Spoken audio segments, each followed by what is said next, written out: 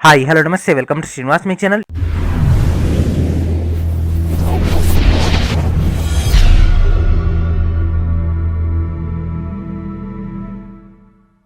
ఈరోజు ఈవినింగ్ మనకు బాబా atomic research centre నుంచి పర్మనెంట్ ఉద్యోగాలు భర్తీ చేయడం నోటిఫికేషన్ ఇవ్వడం జరిగింది. డిప్లొమా మెకానికల్ బేస్ పైన ఐటీఐ బేస్ పైన మనకి ఇక్కడ పోస్టులు అయితే భర్తీ చేస్తున్నారు. మేజర్గా మన యొక్క మెకానికల్ క్యాడర్లో ఉద్యోగాలు ఉన్నాయి కాబట్టి ఈ యొక్క వీడియోని మీకు రిలీజ్ చేయడం జరుగుతుంది. సో పర్మనెంట్ పోస్ట్ ఫ్రెండ్స్, ఇదంతా కూడా పర్మనెంట్ పోస్ట్. సో మనకి ఇక్కడ ట్రైనింగ్ ఉంటుంది. ట్రైనింగ్ అయిపోయిన తర్వాత డైరెక్ట్గా అసిస్టెంట్ పోస్ట్ అయితే మనకైతే ఇవ్వడం జరుగుతుంది. మరి ఇంకెందుకు కలిసి దీని యొక్క మెయిన్ డేటాలో కలిపిదాం.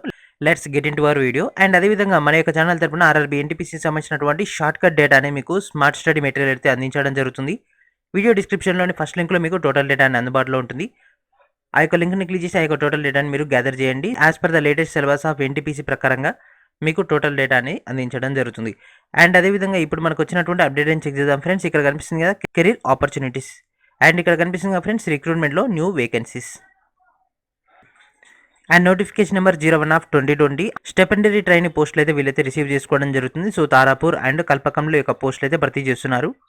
అండ్ అదేవిధంగా ఇక్కడ కనిపిస్తుంది ఫ్రెండ్స్ క్లిక్ హియర్. సో దీనిపైన క్లిక్ చేసి మనకు డీటెయిల్ నోటిఫికేషన్ ఓపెన్ అవుతుంది. ఈ నెల 15 నుంచి అప్లికేషన్స్ అనేవి రిసీవ్ చేసుకుంటున్నారు.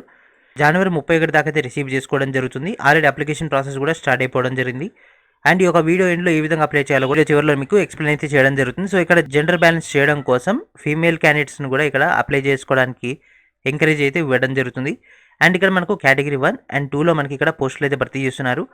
ఫస్ట్ కేటగిరీ 1 స్టెపెండరీ ట్రైనీ కేటగిరీ 1 కనుక తీసుకున్నట్లయితే ఇది గ్రూప్ బి లెవెల్. ఓకేనా, గ్రూప్ బి లెవెల్ పోస్టులు ఇక్కడ 50 అయితే ఉండడం జరిగింది.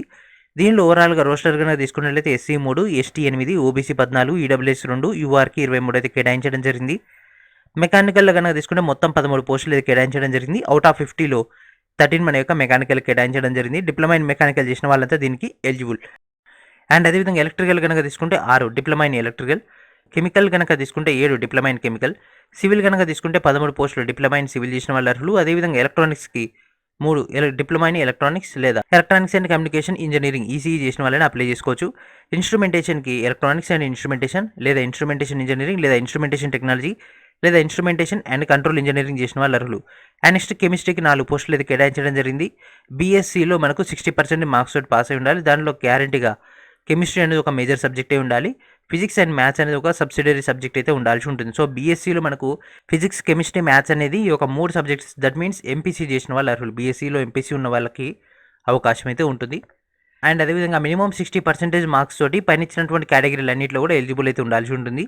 అండ్ అదేవిధంగా ఒకవేళ బీటెక్ క్యాండిడేట్ అయినా కూడా దీనికి అప్లై చేసుకోవచ్చు. And next stipendiary training category 2. ఓకేనా ఫ్రెండ్స్, కేటగిరీ 2లో 106 పోస్టులు అయితే కేటాయించడం జరిగింది. ఎస్సీకి 1, ఎస్టీకి 8, ఓబీసీకి 29, ఈడబ్ల్యూఎస్కి 7, యూఆర్కి 61 పోస్టులు అయితే కేటాయించడం జరిగింది. అండ్ ఫస్ట్ ప్లాంట్ ఆపరేటర్కి 15 పోస్టులు అయితే కేటాయించడం జరిగింది. ఇంటర్మీడియట్లో మనకు ఫిజిక్స్, కెమిస్ట్రీ, మ్యాథ్స్ అనేది ఒక సబ్జెక్ట్గా ఉన్న వాళ్ళు అర్హులు. That means intermediate in MPC చేసిన వాళ్ళు అర్హులు. మినిమం 60% మార్క్స్ తోటి. అండ్ నెక్స్ట్ ఏసీ మెకానిక్ కనుక తీసుకుంటే ఒక పోస్ట్ అయితే కేటాయించడం జరిగింది. రిలవెంట్ ఫీల్డ్లో ఐటీఐ చేసిన వాళ్ళు అర్హులు. ఫిట్టర్కి 45, వెల్డర్కి 5, ఎలక్ట్రీషియన్కి 6, ఎలక్ట్రానిక్ మెకానిక్కి 11, మిషనిస్ట్కి 3, ఇన్స్ట్రుమెంట్ మెకానిక్కి 13, వెల్డర్కి 1, మెకానిక్ డీజిల్కి 3, మిషనిస్ట్ గ్రైండర్కి 2. ఇవన్నీ కూడా మనకు ఐటీఐ బేస్ పైన రిలవెంట్ క్యాడర్లో కోర్సు చేసిన వాళ్ళు అర్హులు. అండ్ నెక్స్ట్ ల్యాబొరేటరీ అసిస్టెంట్ కనుక తీసుకుంటే ఇంటర్మీడియట్లో ఎంపీసీ చేసిన వాళ్ళు అర్హులు. ఓకేనా ఫ్రెండ్స్, ఇంటర్మీడియట్లో ఎంపీసీ చేసిన వాళ్ళు ఈ యొక్క ఒక పోస్ట్కి అయితే అప్లై చేసుకోవచ్చు. అండ్ నెక్స్ట్ వీళ్ళ యొక్క ఎడ్యుకేషన్ క్వాలిఫికేషన్ ఏదైనా కూడా టోటల్ డేటా అనేది as per the state government లేదా సెంట్రల్ గవర్నమెంట్ ఇచ్చినటువంటి రికగ్నైజేషన్ ప్రకారంగా ఉండాల్సి ఉంటుంది. And next age limit. ఓకేనా ఫ్రెండ్స్, ఏజ్ లిమిట్ కనుక తీసుకుంటే కేటగిరీ 1కి 18 to 24 ఇయర్స్ అయితే మెన్షన్ చేయడం జరిగింది. కేటగిరీ 2కి 18 to 22 ఇయర్స్. అండ్ అదేవిధంగా విత్ రిలాక్సేషన్ కూడా వర్తిస్తుంది. ఎస్సీ ఎస్టీ క్యాండిడేట్స్కి 5 ఇయర్స్, అదేవిధంగా ఓబీసీకి 3 ఇయర్స్ అయితే రిలాక్సేషన్ వర్తిస్తుంది. And next physical standards. ఓకేనా ఫ్రెండ్స్, ఫిజికల్ స్టాండర్డ్స్ కనుక తీసుకుంటే మినిమం హైట్ 160 సెంటీమీటర్స్, అదేవిధంగా మినిమం వెయిట్ వచ్చేసి 45.5 kgs అయితే ఉండాల్సి ఉంటుంది. రిలాక్సేషన్ ఒకవేళ మెడికల్లీ ఫిట్ ఉన్నట్లయితే ఒక డేటాను వాళ్ళు కన్సిడర్లో తీసుకోరు. అండ్ అదేవిధంగా ట్రైనింగ్ పీరియడ్ వచ్చేసి 2 ఇయర్స్ ఉంటుంది. తర్వాత మీకు పర్మనెంట్ అయితే చేస్తారు. అండ్ అదేవిధంగా వీళ్ళ యొక్క స్టైఫండ్ కనుక తీసుకుంటే కేటగిరీ 1కి ఫస్ట్ వీళ్ళకి 16,000, సెకండ్ ఇయర్ 18,000, తర్వాత డైరెక్ట్గా 70,000 అయితే వస్తుంది. అండ్ అదేవిధంగా కేటగిరీ 2 కనుక తీసుకుంటే దట్ మీన్స్ ఐటీఐ బేస్ పైన, అదేవిధంగా ఇంటర్మీడియట్ బేస్ పైన కనుక తీసుకుంటే ఫస్ట్ ఇయర్కి 10,500, సెకండ్ ఇయర్కి 12,500 అయితే ఇస్తారు. And next selection process. So selection process category 1 that means diploma base పైన ఉన్నటువంటి పోస్టులకి 1 అవర్లో ఎగ్జామ్ ఉంటుంది. 40 క్వశ్చన్స్ వస్తాయి. 40 క్వెషన్స్‌లో చేసినటువంటి పర్ఫార్మెన్స్‌ని బట్టి మనకు మార్క్స్ అనేవి యాడ్ అవ్వడం జరుగుతుంది. సో, ఒక్కో క్వెషన్‌కి 3 మార్క్స్ అయితే ఇస్తారు. అదేవిధంగా నెగెటివ్‌కి 1 మార్క్ అయితే తీసేయడం జరుగుతుంది. దట్ మీన్స్ 1/3 నెగెటివ్ అయితే ఉండడం జరిగింది. అండ్ నెక్స్ట్ కేటగిరీ 2 గనక తీసుకున్నట్లయితే మనకి ఇక్కడ మల్టీ లెవెల్ సెలక్షన్ అయితే ఉంటుంది. ఫస్ట్ ప్రిలిమినరీ ఎగ్జామ్ ఉంటుంది. ప్రిలిమినరీ ఎగ్జామ్‌లో మ్యాథ్స్, జనరల్ సైన్స్ అదేవిధంగా జనరల్ అవేర్‌నెస్ ఓవరాల్‌గా 50 క్వెషన్స్ వస్తాయి. 50 క్వెషన్స్‌లో చేసినటువంటి పర్ఫార్మెన్స్ అదేవిధంగా అక్కడ ఉన్నటువంటి మెరిట్‌ని బట్టి అడ్వాన్స్డ్ లిస్ట్‌కి తీసుకెళ్తారు. సో, సెకండ్ స్టేజ్‌లో అడ్వాన్స్డ్ టెస్ట్‌లో మనకు ఇక్కడ 50 క్వెషన్స్ అనేవి ఇస్తారు. 50 క్వెషన్స్ బేస్ పైన మనకు 2 అవర్స్ ఎగ్జామ్ అయితే ఉంటుంది. దాంట్లో చేసినటువంటి పర్ఫార్మెన్స్‌ని బట్టి మనకు స్కిల్ టెస్ట్ అనేది ఉంటుంది. మన యొక్క ఐటీఐ బేస్ పైన స్కిల్ టెస్ట్ అనేది ఉంటుంది. ఇంటర్మీడియట్ క్యాండిడేట్ అయితే ఆ యొక్క డేటా కూడా వాళ్ళు త్వరలోనే అప్డేట్ చేస్తారు. అండ్ నెక్స్ట్ ట్రైనింగ్ కనుక తీసుకున్నట్లయితే మనకి ఇక్కడ తారాపూర్ లేదా కల్పకంలోని వివిధ ప్లాంట్లు అయితే వాళ్ళైతే వర్క్ అనేది అలాట్మెంట్ చేస్తారు. తర్వాత ఆల్ ఓవర్ ద ఇండియాలో ఉన్నటువంటి బార్కులు అయితే వీళ్ళైతే అటాచ్మెంట్ అయితే చేయడం జరుగుతుంది. అండ్ తర్వాత ఈ యొక్క ట్రైనింగ్ అయిపోయిన తర్వాత వీళ్ళ యొక్క పొజిషన్స్ ఏంటి, కేటగిరీ 1 వాళ్ళకి సైంటిఫిక్ అసిస్టెంట్ పోస్ట్ అయితే ఇస్తారు లెవెల్ 7 బేస్ పైన. పర్ బేసిక్ పే వచ్చేసి అంటే వీళ్ళ యొక్క బేసిక్ పే వచ్చేసి 44,900 ప్లస్ మినిమం అలవెన్సెస్ దాదాపు 30,000-35,000 దాకా ఉంటాయి ఫ్రెండ్స్. ఎందుకంటే ఇది న్యూక్లియర్ పవర్ ప్లాంట్ కాబట్టి హై లెవెల్ ఆఫ్ శాలరీ అయితే దీనికి మెయింటైన్ చేస్తూ ఉంటారు. అండ్ నెక్స్ట్ కేటగిరీ 2 కనుక తీసుకున్నట్లయితే టెక్నీషియన్ బి ఇక్కడ మనకు level 3, technician C level 4. So, ఇక్కడ ఇంటర్ అండ్ అదేవిధంగా ఐటీఐ బేస్ పైన ఉంది కదా. సో, వాటి బేస్ పై ఇక్కడ బీసీ అనేటటువంటి క్యాడర్లు అయితే భర్తీ చేస్తున్నారు. లెవెల్ 3 కనుక తీసుకుంటే 21,700, అదేవిధంగా లెవెల్ 4 కనుక తీసుకుంటే 25,500. ఇదంతా కూడా బేసిక్ పే. మినిమం 40,000-45,000 అయితే శాలరీ అయితే వస్తుంది. అండ్ అదేవిధంగా అడిషనల్ బెనిఫిట్స్ ఇక్కడ మనకి ఇవ్వడం జరిగింది. అండ్ అదేవిధంగా బాండ్. సో, బాండ్ అనే పెద్ద ప్రాబ్లం కాదు.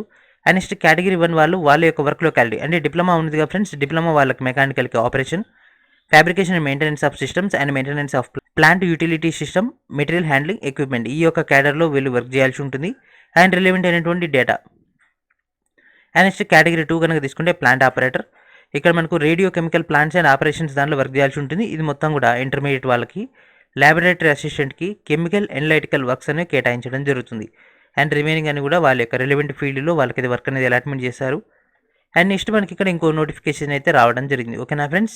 కల్పకం ప్లాంట్లో మనకు కొన్ని పోస్టులు అయితే భర్తీ చేస్తున్నారు. గ్రూప్ సి క్యాడర్లో that means technician C, technician B క్యాడర్లో మనకి ఇక్కడ కొన్ని పోస్టులు అయితే ఇవ్వడం జరిగింది. సేమ్ పైన ఇచ్చినటువంటి ఎలిజిబిలిటీనే ఇక్కడ మనకు మెన్షన్ చేశారు. సేమ్ క్రైటీరియా ఇక్కడ ఉంటుంది. సెలక్షన్ ప్రాసెస్ మొత్తం కూడా. అండ్ అదేవిధంగా application fee. So, application fee కనుక తీసుకున్నట్లయితే కేటగిరీ 1 వాళ్ళకి 150 రూపీస్ అయితే ఫీ పేమెంట్ చేయాల్సి ఉంటుంది. ఫీ రిలాక్సేషన్ కనుక తీసుకుంటే SC, ST, physically handicapped and women. And అదేవిధంగా కేటగిరీ 2 కనుక తీసుకుంటే 100 రూపీస్ ఫీ పేమెంట్ చేయాల్సి ఉంటుంది. SC, ST, physically handicapped and excess service men వాళ్ళకైతే రిలాక్సేషన్ వర్తిస్తుంది. అడిషనల్గా ఉమెన్ కేటగిరీకి కూడా ఫీ రిలాక్సేషన్ వర్తిస్తుంది. ఇక్కడ మనకు కొన్ని బేసిక్ ఇన్స్ట్రక్షన్స్ అయితే ఇవ్వడం జరిగింది. అన్ని రిక్రూట్మెంట్స్లో ఏదైతే కీలకమైనటువంటి పాయింట్స్ ఇస్తారో సేమ్ డేటా కూడా మనకి ఇక్కడ అందించడం జరుగుతుంది. ఎగ్జామ్ మొత్తం కూడా మనకు ముంబైలోనే ఉంటుంది ఫ్రెండ్స్. ఓకేనా. మనకు ముంబైలోనే ఎగ్జామ్ అనేది కండక్ట్ చేస్తారు. సెలక్షన్ ప్రాసెస్ మొత్తం కూడా ముంబైలోనే అవుతుంది. తర్వాత మనకు తారాపూర్ లేదా కల్పకం లాగైతే మనకైతే పంపించడం జరుగుతుంది. సో, డైరెక్ట్ ఇక్కడ సైట్ ఉంది కదా ఫ్రెండ్స్. ఈ యొక్క సైట్ నుంచి మనం మన యొక్క ఫామ్ని డౌన్లోడ్ చేసుకోవాల్సి ఉంటుంది ఏదైనా రిలవెంట్ అయినటువంటి ఫామ్ కావాలంటే. సో, ఈ విధంగా మనకు బేసిక్ డేటా వచ్చింది. సర్టిఫికేట్ వెరిఫికేషన్ లేదా రిటర్న్ ఎగ్జామ్ సంబంధించినటువంటి రిలవెంట్ అయినటువంటి డాక్యుమెంట్స్. ఓకేనా ఫ్రెండ్స్. ఆ యొక్క టైంలో మనం సబ్మిట్ చేయాల్సినవి ఆన్లైన్ అప్లికేషన్ యొక్క ప్రింట్అవుట్, అడ్మిట్ కార్డ్ అండ్ అదేవిధంగా డేట్ ఆఫ్ బర్త్ లేదా ఏజ్ ప్రూఫ్ అండ్ మన యొక్క ఆధార్ సబ్మిట్ చేయొచ్చు. Caste certificate, educational and professional qualifications, experience certificate, no objection certificate, disability certificate, EWS certificate, అదేవిధంగా ఇంకేదైనా రిలవెంట్ సర్టిఫికేట్ ఉంటే అది కూడా, దట్ మీన్స్ కంప్యూటర్ కానీ ఇంకేదైనా ఉంటే అది, చెక్ లిస్ట్ ఉంటే చెక్ లిస్ట్ అటాచ్డ్ చేయాల్సి ఉంటుంది. ఈ యొక్క టోటల్ డేటా వీళ్ళకి అప్లోడ్ చేయాల్సి ఉంటుంది. అండ్ అదేవిధంగా ఇప్పుడు ఏ విధంగా అప్లై చేయాలో చూద్దాం. ఓకేనా ఫ్రెండ్స్. ఇక్కడ కనిపిస్తుంది కదా క్లిక్ హియర్. సో, దీనిపైన క్లిక్ చేస్తే మనకు డైరెక్ట్గా రిక్రూట్మెంట్ పేజ్ అని ఓపెన్ అవుతుంది.